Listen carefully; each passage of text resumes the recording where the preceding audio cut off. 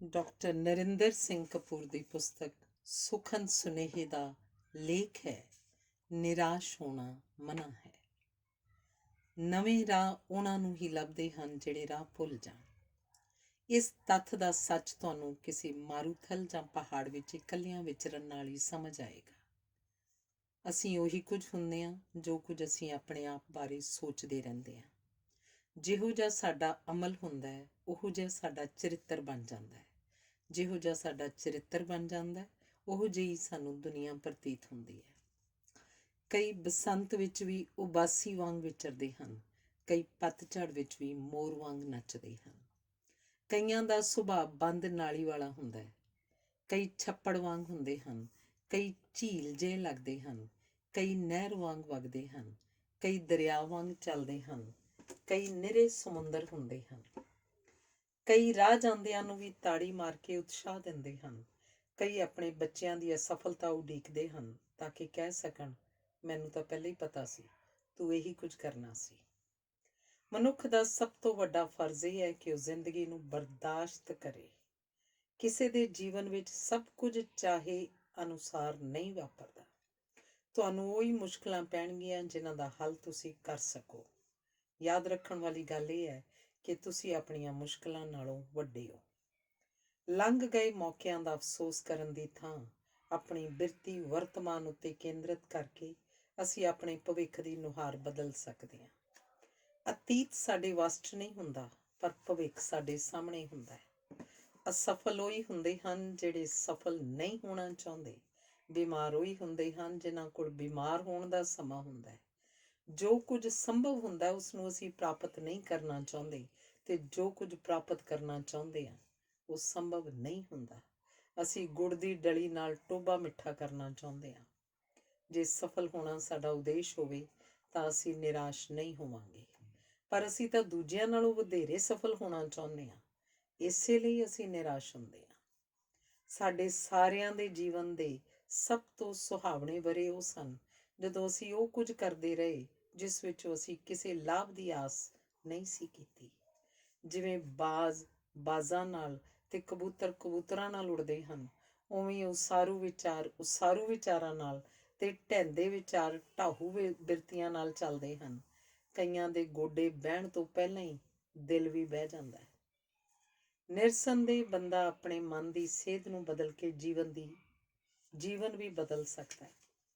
ਹਸਪਤਾਲ ਵਿੱਚ ਤਪਦਿਕ ਦੇ ਇੱਕ ਰੋਗੀ ਨੇ ਦੂਜੇ ਨੂੰ ਕਿਹਾ, ਸਾਡੇ 'ਚ ਇਸ ਗੱਲ ਦੀ ਸਾਂਝ ਹੈ ਕਿ ਸਾਨੂੰ ਦੋਹਾਂ ਨੂੰ ਤਪਦਿਕ ਦੀ ਬਿਮਾਰੀ ਹੈ। ਜਵਾਬ ਮਿਲਿਆ, ਨਹੀਂ, ਸਾਡੇ 'ਚ ਇਸ ਗੱਲ ਦੀ ਸਾਂਝ ਹੈ ਕਿ ਅਸੀਂ ਦੋਵੇਂ ਜਿਉਣਾ ਚਾਹੁੰਦੇ ਹਾਂ। ਹਾਥੀ ਨੂੰ ਆਉਂਦਿਆਂ ਵੇਖ ਕੇ ਇੱਕ ਕੀੜੀ ਨੇ ਦੂਜੀ ਨੂੰ ਕਿਹਾ, ਕਿੰਨਾ ਵੱਡਾ ਜਾਨਵਰ ਹੈ। ਉੱਤਰ ਮਿਲਿਆ, ਤਾਂ ਕੀ ਹੋਇਆ, ਉਹ ਇੱਕ ਹੈ, ਅਸੀਂ ਦੋ ਹਾਂ। ਇੱਕ ਮੁਟਿਆਰ ਨੇ ਦੂਜੀ ਨੂੰ ਪੁੱਛਿਆ, ਤੂੰ ਪਰੀਆਂ ਵੇਖੀਆਂ ਹਨ। ਉੱਤਰ ਮਿਲਿਆ, ਨਹੀਂ, ਹੌਲੀ ਬੋਲ, ਕੋਈ ਆਪਾਂ ਨੂੰ ਵੇਖ ਨਾ ਲਏ। ਸਾਡੇ ਅੰਦਰ ਸ਼ਕਤੀ ਦੇ ਖੂਹ ਹਨ, ਪਰ ਅਸੀਂ ਉਹਨਾਂ ਨੂੰ ਨਹੀਂ ਗੇੜਦੇ। ਜਿਹੜੇ ਪਹਾੜਾਂ ਦੀਆਂ ਚੋਟੀਆਂ ਤੇ ਚੜ੍ਹਦੇ ਹਨ ਉਹ ਪਹਿਲਾਂ ਮਨ ਵਿੱਚ ਅਭਿਆਸ ਕਰਦੇ ਹਨ। ਕੋਈ ਵੀ ਵਿਅਕਤੀ ਮੁਸੀਬਤਾਂ, ਮਜਬੂਰੀਆਂ, ਮਾਯੂਸੀਆਂ ਤੇ ਹਾਰਾਂ ਦਾ ਸਾਹਮਣਾ ਕੀਤੇ ਬਿਨਾਂ ਨਾ ਸਿਆਣਾ ਹੋ ਸਕਿਆ, ਨਾ ਤਕੜਾ, ਨਾ ਬਹਾਦਰ ਹੋ ਸਕਦਾ ਹੈ ਤੇ ਨਾ ਸਹਿਨਸ਼ੀਲ। ਪਿਆਰ ਉਹੀ ਕਰਦੇ ਹਨ ਜਿਨ੍ਹਾਂ 'ਚ ਸਮਾਜ ਤੋਂ ਆਪਣੀ ਮਰਜ਼ੀ ਮਨਵਾਉਣ ਦਾ ਹੌਸਲਾ ਹੁੰਦਾ ਹੈ। ਭਾਵੇਂ ਉਹ ਹਾਰ ਜਾਣ, ਪਰ ਉਹਨਾਂ ਨੂੰ ਆਪਣੇ ਅਨੁਭਵ ਉੱਤੇ ਮਾਣ ਹੁੰਦਾ ਹੈ। ਜੋ ਕੁਝ ਤੁਹਾਡੇ ਨਾਲ ਵਾਪਰ ਰਿਹਾ ਹੈ ਉਹਦੇ ਸ਼ਾਇਦ ਤੁਹਾਨੂੰ ਅਰਥ ਹੁਣ ਸਮਝ ਨਾ ਆਉਣ, ਪਰ ਆਪਣੇ ਗੁਜ਼ਰੇ ਜੀਵਨ ਉੱਤੇ ਝਾਤ ਮਾਰ ਕੇ ਵੇਖੋ, ਉਸ ਵਿਚਲੀ ਕਾਰਜਸ਼ੀਲ ਰੂਪ ਰੇਖਾ ਤੇ ਵਿਉਂਤ ਸਪਸ਼ਟ ਹੋ ਜਾਏਗੀ। ਸਾਡੇ ਹਰ ਇੱਕ ਕਾਰਜ ਵਿੱਚ ਇਹ ਵਿਉਂਤ ਝਲਕਦੀ ਹੈ।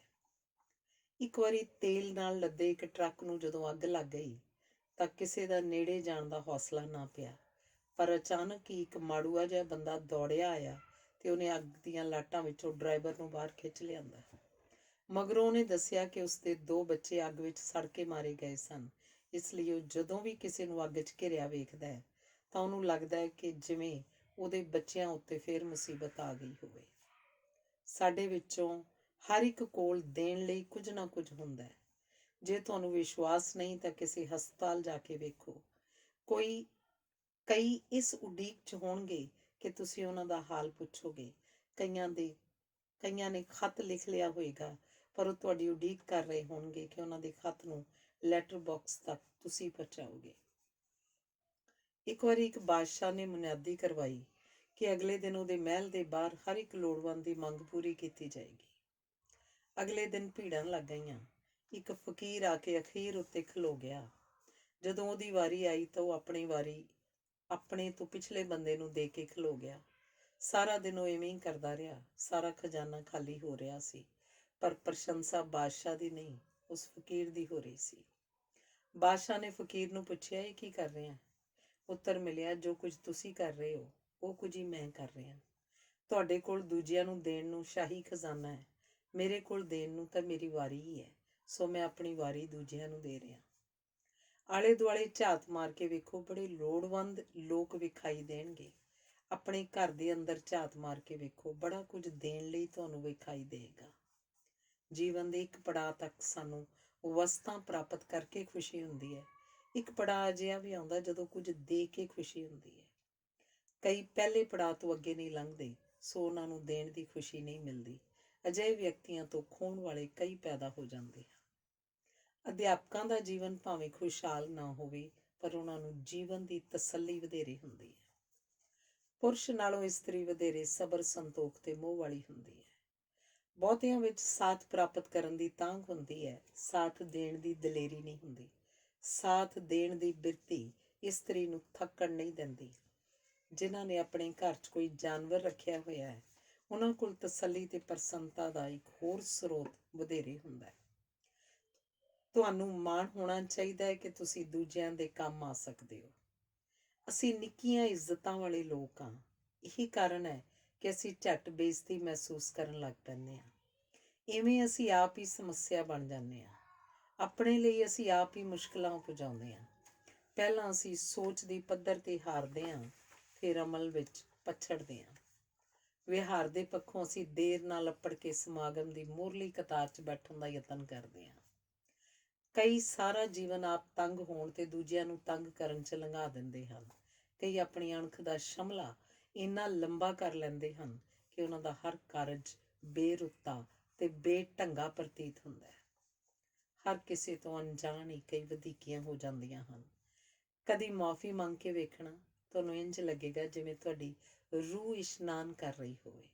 ਇਸ ਉਪਰੰਤ ਹੀ ਤੁਸੀਂ ਮਹਿਸੂਸ ਕਰੋਗੇ ਕਿ ਤੁਸੀਂ ਆਪਣਾ ਕਿੰਨਾ ਸਮਾਂ ਤੇ ਸ਼ਕਤੀ ਵਿਅਰਥ ਗੁਆਉਂਦੇ ਰਹੇ ਹੋ। ਜੀਵਨ ਵਿੱਚ ਕਦੀ ਵੀ ਅਜਿਹਾ ਨਹੀਂ ਹੋਏਗਾ ਕਿ ਤੁਸੀਂ ਬਿਲਕੁਲ ਇਕੱਲੇ ਰਹਿ ਜਾਓ। ਸਥਿਤੀ ਕੋਈ ਵੀ ਹੋਵੇ, ਕੋਈ ਨਾ ਕੋਈ ਤੁਹਾਡੇ ਪੱਖ ਵਿੱਚ ਨਿੱਤਰੇਗਾ, ਪਰ ਆਪਣੀਆਂ ਮੁਸ਼ਕਿਲਾਂ ਉਸ ਕੋਲ ਹੀ ਲੈ ਕੇ ਜਾਓ ਜਿਸ ਕੋਲੋਂ ਹੱਲ ਦੀ ਆਸ ਹੋਵੇ, ਜਾਂ ਜਿਸ ਕੋਲ ਤੁਹਾਡੀਆਂ ਮੁਸ਼ਕਿਲਾਂ ਸੁਣਨ ਦੀ ਸਮਰੱਥਾ ਹੋਵੇ। ਪਿਆਰ ਤੇ ਧਿਆਨ ਉਦਾਸੀ ਦਾ ਇਲਾਜ ਹਨ। ਇਹਨਾਂ ਨਾਲ ਉਪਰਾਮਤਾ ਦੂਰ ਹੁੰਦੀ ਹੈ ਤੇ ਉਤਸ਼ਾਹ ਜਾਗਦਾ ਹੈ। ਦੂਜਿਆਂ ਪ੍ਰਤੀ ਪਿਆਰ ਪ੍ਰਗਟਾਉਣ ਦੇ ਅਨੇਕਾਂ ਢੰਗ ਹਨ। ਇਹ ਇੱਛਾ ਹੀ ਆਪਣੇ ਆਪ ਵਿੱਚ ਇੱਕ ਹੁਲਾਰਾ ਬਣ ਜਾਂਦੀ ਹੈ। ਤੁਸੀਂ ਕਿਸੇ ਦੀ ਸਮੱਸਿਆ ਧਿਆਨ ਨਾਲ ਸੁਣ ਲਓ, ਉਹ ਆਪਣੀ ਸਮੱਸਿਆ ਦਾ ਹੱਲ ਆਪੇ ਲੱਭ ਲਏਗਾ। ਇੱਕ ਵਿਅਕਤੀ ਨੇ ਕਿਹਾ, ਮੈਂ ਆਪਣਾ ਮਕਾਨ ਵੇਚਣਾ ਚਾਹੁੰਦਾ, ਪਰ ਵਿਕ ਨਹੀਂ ਰਿਹਾ। ਸੁਣਨ ਵਾਲੇ ਮਿੱਤਰ ਨੇ ਪੁੱਛਿਆ, ਜੇ ਤੂੰ ਇਹ ਮਕਾਨ ਖਰੀਦਣਾ ਹੋਵੇ ਤਾਂ ਤੂੰ ਕੀ ਮੁੱਲ ਪਾਵੇਂ? ਵੇਚਣ ਵਾਲੇ ਨੂੰ ਸਮਝ ਆ ਗਈ ਕਿ ਉਹਦਾ ਮਕਾਨ ਕਿੰਨੇ ਵਿੱਚ ਵਿਕ ਸਕਦਾ ਹੈ। ਸਾਡੀ ਸਮੱਸਿਆ ਉਦੋਂ ਉਲਝਦੀ ਹੈ ਜਦੋਂ ਅਸੀਂ ਆਪਣੀ ਦ੍ਰਿਸ਼ਟੀ ਦੇ ਪੱਖੋਂ ਸਪਸ਼ਟ ਨਹੀਂ ਹੁੰਦੇ। ਜਦੋਂ ਅਸੀਂ ਦ੍ਰਿਸ਼ਟੀ ਦੇ ਪੱਖੋਂ ਸਪਸ਼ਟ ਨਾ ਹੋਈਏ ਤਾਂ ਅਸੀਂ ਬਹਿਸ ਕਰਨ ਲੱਗ ਪੈਂਦੇ ਹਾਂ। ਬਹਿਸ ਨਾਲ ਵਿੱਥ ਵੱਧਦੀ ਹੈ, ਕੁੜੱਤਣ ਉਪਜਦੀ ਹੈ। ਜਦੋਂ ਤੱਕ ਤੁਸੀਂ ਯਤਨ ਨਹੀਂ ਕਰਦੇ, ਤੁਸੀਂ ਆਪਣੀ ਸਮਰੱਥਾ ਨੂੰ ਨਹੀਂ ਜਾਣ ਸਕਦੇ। ਕਈ ਆਦਤ ਵਸ ਕਹਿੰਦੇ ਹਨ, ਪਹਿਲਾਂ ਇਹ ਵਾਪਰ ਜਾਏ, ਇਸ ਉਪਰੰਤ ਹੀ ਮੈਂ ਕੰਮ ਕਰਾਂਗਾ। ਕੁਝ ਕਰਕੇ ਵੇਖੋ, ਕੁਝ ਹੋਰ ਕਰਨ ਦਾ ਉਤਸ਼ਾਹ ਤੇ ਵਿਸ਼ਵਾਸ ਜਾਗੇਗਾ। ਦੂਜਿਆਂ ਦੀ ਮਦਦ ਕਰਦਿਆਂ ਸਾਨੂੰ ਆਪਣੀਆਂ ਸਮੱਸਿਆਵਾਂ ਦਾ ਹੱਲ ਸੁੱਝ ਜਾਏਗਾ। ਜਦੋਂ ਤੁਹਾਨੂੰ ਕੋਈ ਮੁਸੀਬਤ ਬਣੇ, ਆਪਣੇ ਤੋਂ ਵਡੇਰੀ ਮੁਸੀਬਤ ਵਾਲੇ ਵਿਅਕਤੀ ਦਾ ਸਾਥ ਦੇ ਕੇ ਵੇਖਣਾ, ਤੁਹਾਨੂੰ ਆਪਣੀ ਮੁਸੀਬਤ ਆਸਾਨ ਪ੍ਰਤੀਤ ਹੋਣ ਲੱਗ ਜਾਏਗੀ। ਕੁਝ ਕਰਨ ਦੇ ਪੱਖੋਂ ਅਸੀਂ ਉਦੋਂ ਤੱਕ ਹੀ ਡਰਦੇ ਰਹਿੰਦੇ ਹਾਂ ਜਦੋਂ ਤੱਕ ਅਸੀਂ ਸੋਚਦੇ ਰਹਿੰਦੇ ਹਾਂ। ਜਿਹੜੇ ਲੋਕ ਸੁਖਣਾ ਸੁਖਦੇ ਹਨ ਜਾਂ ਚਲੀਹਾ ਸੁਖਦੇ ਹਨ, ਉਹ ਸੋਚ ਦੇ ਪੱਖੋਂ ਮੁਕਤ ਹੋ ਜਾਂਦੇ ਹਨ। ਉਹ ਆਪਣਾ ਧਿਆਨ ਸੰਸਿਆਂ ਉੱਤੇ ਨਹੀਂ, ਸੰਭਾਵਨਾਵਾਂ ਉੱਤੇ ਕੇਂਦਰਿਤ ਕਰਦੇ ਹਨ। ਇਵੇਂ ਹੀ ਜੇ ਕੋਈ ਰਿਸ਼ਤਾ ਕਰਨ ਸਮੇਂ ਦ੍ਰਿਸ਼ਟੀ ਪ੍ਰਵਾਨ ਕਰਨ ਦੀ ਹੋਵੇ ਤਾਂ ਔਗੁਣ ਵੀ ਗੁਣ ਦਿਖਾਈ ਦੇਣ ਲੱਗ ਪੈਂਦੇ ਹਨ। ਧਾਰਮਿਕ ਬਿਰਤੀ ਵਾਲੇ ਵਿਅਕਤੀ ਇਸੇ ਕਰਕੇ ਵਧੇਰੇ ਸੰਤੁਸ਼ਟ ਹੁੰਦੇ ਹਨ ਕਿਉਂਕਿ ਉਹ ਸੋਚਣ ਨਾਲੋਂ ਵਧੇਰੇ ਕਰਨ ਵਿੱਚ ਰੁੱਝੇ ਰਹਿੰਦੇ ਹਨ। ਉਹ ਸੰਸਿਆਂ ਤੋਂ ਮੁਕਤ ਹੁੰਦੇ ਹਨ, ਇਸੇ ਲਈ ਪ੍ਰਸੰਨ ਪ੍ਰਤੀਤ ਹੁੰਦੇ ਹਨ। ਚੁੱਪ ਰਹਿਣ ਦੀ ਆਦਤ ਪ੍ਰਸੰਨਤਾ ਵੱਲ ਪਹਿਲਾ ਕਦਮ ਹੈ। ਜਿਹੜੇ ਚੁੱਪ ਰਹਿੰਦੇ ਹਨ ਉਹਨਾਂ ਦਾ ਮਨ ਉਹਨਾਂ ਦੀਆਂ ਸਮੱਸਿਆਵਾਂ ਵਾਸਤੇ ਸੋਚਣ ਲਈ ਵਧੇਰੇ ਸਮਾਂ ਦੇ ਸਕਦਾ ਹੈ। ਸੋ ਉਹਨਾਂ ਵਿੱਚ ਨਾ ਕੇਵਲ ਵਧੇਰੇ ਟਿਕਾਊ ਹੁੰਦਾ ਹੈ, ਸਗੋਂ ਉਹਨਾਂ ਦੇ ਬੋਲਾਂ ਵਿੱਚ ਵਧੇਰੇ ਡੂੰਘਾਈ ਵੀ ਹੁੰਦੀ ਹੈ। ਕਈ ਸਮੱਸਿਆਵਾਂ ਨੂੰ ਅਸੀਂ ਖੋਲ੍ਹਦੇ ਹੀ ਨਹੀਂ। ਜਿਵੇਂ ਠੱਪੀ ਹੋਈ ਫੁਲਕਾਰੀ ਆਪਣਾ ਸਮੁੱਚ ਪੇਸ਼ ਨਹੀਂ ਕਰਦੀ, ਇਵੇਂ ਠੱਪੀ ਹੋਈ ਸਮੱਸਿਆ ਦੇ ਸਾਰੇ ਪੱਖ ਵੀ ਨਹੀਂ ਉਗੜਦੇ। ਸਮੱਸਿਆ ਨੂੰ ਖੋਲ੍ਹਣ ਨਾਲ ਕਈ ਪੱਖ ਆਪਸ ਵਿੱਚ ਹੀ ਮਨਫੀ ਹੋ ਜਾਂਦੇ ਹਨ ਤੇ ਅਲਜਬਰੇ ਦੀ ਵੱਡੀ ਰਕਮ ਦੇ ਨਿੱਕੇ ਜਿਹੇ ਹੱਲ ਵਾਂਗ ਸਭ ਕੁਝ ਨਿਖਰ ਕੇ ਸਪਸ਼ਟ ਹੋ ਜਾਂਦਾ ਹੈ। ਕਿਸੇ ਨਜ਼ਦੀਕੀ ਦੀ ਮੌਤ ਕਈ ਵਾਰੀ ਲੱਕ ਤੋੜ ਦਿੰਦੀ ਹੈ। ਬਿਮਾਰੀ, ਹਾਰ, ਗਲਤਫਹਿਮੀ, ਅਸਫਲਤਾ, ਬੇਇੱਜ਼ਤੀ, ਦੁਸ਼ਮਣੀ, ਆਰਥਿਕ ਤੰਗੀ ਆਦਿ ਸਾਨੂੰ ਨਿਰਾਸ਼ ਕਰਨ ਵਾਲੇ ਹੋਰ ਪੱਖ ਹਨ। ਕਈ ਵਾਰੀ ਸਾਡੇ ਹੌਸਲੇ ਇੰਨੇ ਢਹਿ ਜਾਂਦੇ ਹਨ ਕਿ ਸਾਨੂੰ ਫਿਰ ਉੱਠਣ ਦੀ ਕੋਈ ਆਸ ਵਿਖਾਈ ਨਹੀਂ ਦਿੰਦੀ। ਇੱਥੇ ਲੋੜ ਪੈਂਦੀ ਹੈ ਅੰਦਰਲੀ ਸ਼ਕਤੀ ਨੂੰ ਜਗਾਉਣ ਦੀ। ਕੋਈ ਵੀ ਉਦਾਸੀ ਜਾਂ ਨਿਰਾਸ਼ਾ ਅਜਿਹੀ ਨਹੀਂ ਜਿਸ ਦਾ ਪਹਿਲਾਂ ਕਿਸੇ ਹੋਰ ਨੂੰ ਸਾਹਮਣਾ ਨਾ ਕਰਨਾ ਪਿਆ ਹੋਵੇ। ਕੋਈ ਅਜਿਹਾ ਦਰਿਆ ਨਹੀਂ ਜਿਸ ਨੂੰ ਮਨੁੱਖ ਨੇ ਪਾਰ ਨਾ ਕੀਤਾ ਹੋਵੇ। ਕੋਈ ਅਜਿਹੀ ਮੁਸੀਬਤ ਨਹੀਂ ਜਿਸ ਦਾ ਮਨੁੱਖ ਕੋਲ ਹੱਲ ਨਾ ਹੋਵੇ। ਮਨੁੱਖ ਵਿੱਚ ਬਹੁਤ ਕੁਝ ਬਰਦਾਸ਼ਤ ਕਰਨ ਦੀ ਸੁਭਾਵਕ ਸ਼ਕਤੀ ਹੈ। ਕਈ ਬਿਮਾਰੀਆਂ ਦਾ ਇਲਾਜ ਨਹੀਂ ਹੁੰਦਾ, ਉਹਨਾਂ ਨੂੰ ਆਪਣੇ ਮਨ ਦੀ ਪਕਿਆਈ ਨਾਲ ਸਹਿਣਾ ਹੀ ਇਲਾਜ ਹੈ। ਸਾਡੇ ਚਰਿੱਤਰ ਦੀ ਪਕਿਆਈ ਇਸ ਗੱਲ ਵਿੱਚੋਂ ਮਾਪੀ ਜਾ ਸਕਦੀ ਹੈ ਕਿ ਅਸੀਂ ਆਪਣੀ ਅਸਫਲਤਾ ਨੂੰ ਕਿੰਨੇ ਸਾਬਤ ਕਦਮਾਂ ਨਾਲ ਬਰਦਾਸ਼ਤ ਕਰਦੇ ਹਾਂ। ਜੋ ਕੁਝ ਯੋਗ ਹੁੰਦਾ ਹੈ ਉਸ ਦੀ ਪ੍ਰਾਪਤੀ ਅਸੰਭਵ ਨਹੀਂ ਹੁੰਦੀ। ਬੁਢਾਪਾ ਕਈਆਂ ਲਈ ਇੱਕ ਅਵਸਰ ਹੈ, ਕਈਆਂ ਲਈ ਮੁਸੀਬਤ। ਅਸੀਂ ਜਿੱਥੋਂ ਸੇਵਾ ਮੁਕਤ ਹੁੰਦੇ ਹਾਂ, ਸੇਵਾ ਮੁਕਤ ਹੋਣ ਉਪਰੰਤ ਵੀ ਉੱਥੋਂ ਦੀ ਮਾਨਤਾ ਦੀ ਅਭਿਲਾਸ਼ਾ ਕਰਦੇ ਹਾਂ ਤੇ ਸਾਨੂੰ ਜਾਣ ਕੇ ਦੁੱਖ ਹੁੰਦਾ ਹੈ ਕਿ ਸਾਡੇ ਬਿਨਾਂ ਵੀ ਸਭ ਕੁਝ ਠੀਕ ਠਾਕ ਚੱਲ ਰਿਹਾ ਹੈ। ਚੰਗਾ ਤਾਂ ਇਹੀ ਹੋਏਗਾ ਕਿ ਜਿੱਥੋਂ ਸੇਵਾ ਮੁਕਤ ਹੋਈਏ ਉਸ ਸਥਾਨ ਜਾਂ ਸੰਸਥਾ ਤੋਂ ਸਦਾ ਲਈ ਮੁਕਤ ਹੋ ਜਾਈਏ ਤੇ ਜੀਵਨ ਦਾ ਇੱਕ ਨਵਾਂ ਪੰਧ ਉਲੀਕੀਏ। ਕੋਰੀਆ ਵਿੱਚ ਜਦੋਂ ਕੋਈ 60 ਵਰ੍ਹਿਆਂ ਦਾ ਹੁੰਦਾ ਹੈ ਤਾਂ ਉਹ ਆਪਣਾ ਨਾਮ ਵੀ ਬਦਲ ਲੈਂਦਾ ਹੈ। ਰਾਜਸਥਾਨ 'ਚ ਜਦੋਂ ਕੋਈ ਸੇਵਾ ਮੁਕਤ ਹੁੰਦਾ ਹੈ ਤਾਂ ਉਸਦੀ ਬਰਾਤ ਵਿੱਚ ਉਸਦੇ ਸਹਿਕਰਮੀ ਸ਼ਾਮਲ ਹੁੰਦੇ ਹਨ ਤੇ ਉਹਨੂੰ ਸੱਚੀ ਮੁੱਚੀ ਦਾ ਲਾੜਾ ਬਣਾ ਕੇ ਘੋੜੀ ਤੇ ਚੜਾ ਕੇ ਬੈਂਡ ਵਾਜੇ ਨਾਲ ਉਹਦੇ ਘਰ ਲੈ ਕੇ ਜਾਂਦੇ ਹਨ, ਜਿੱਥੇ ਉਹਦੀ ਪਤਨੀ ਇੱਕ ਵਿਆਹੀ ਜਾਣ ਵਾਲੀ ਦੁਲਹਨ ਵਾਂਗ ਜੈਮਾਲਾ ਪਾਉਂਦੀ ਹੈ।